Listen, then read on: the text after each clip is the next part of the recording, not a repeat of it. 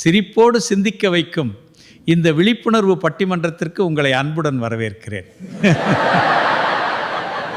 இன்று நம்ம பேச போகும் தலைப்புமே, இன்றைய சமுதாயத்தை கெடுப்பது மொபைல் தானா மனித மனசா? மொபைல் இல்லாமல் ஒரு நிமிடம் இருக்க முடியல, ஆனால் மனிதம் இல்லாமல் ஒரு வாழ்க்கை இருக்க முடியுமா?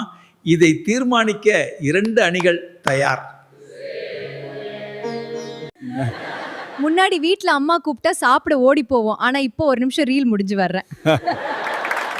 குடும்பம் எல்லாம் ஒரே சோஃபாவில் உட்கார்ந்தாலும் ஒவ்வொருத்தரும் ஒவ்வொரு உலகம். மொபைல் வந்ததுக்கு அப்புறம் புத்தகம் போயிடுச்சு, பேச்சு போயிடுச்சு, தூக்கம் கூட போயிடுச்சு. ஆமா, மொபைல் தான் சமுதாயத்தை மெதுவாக கெடுக்குது. சார், முன்னாடி சண்டை வந்தா 4 பேர் வந்து சமாதானம் பண்ணுவாங்க, இப்போ சண்டை வந்தா முதல் வேலை வீடியோ எடுக்கிறாங்க. ஆமா ஆமா ஆமா ஆமா. உதவி செய்கிறவங்க குறைவு, மொபைல் அப்லோட் செய்கிறவங்க அதிகம்.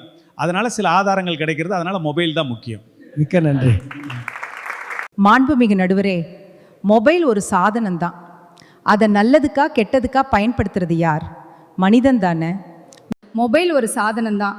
அதே மொபைலில் ஆன்லைன் படிப்பு இருக்குது, அரசு திட்ட தகவல் இருக்குது, ஆர்டிஐ தகவலும் கிடைக்குது. அறிவை வளர்க்கவும் அதே மொபைல் உதவுது.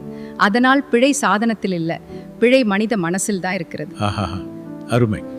2 அணிகளும் அருமையா பேசினாங்க. மொபைல் ஒரு கருவி, மனசு தான் இயக்குனர். மனசு சரியா இருந்தா மொபைலும் நல்லதுக்கு உதவும். ஆகவே இன்றைய தீர்ப்பு, சாதனம் இல்லை, சிந்தனை தான் சமுதாயத்தை மாற்றும். லைக் பண்ணுங்க, ஷேர் பண்ணுங்க, சப்ஸ்கிரைப் பண்ணுங்க, மறக்காம பெல் ஐகானை கிளிக் பண்ணுங்க.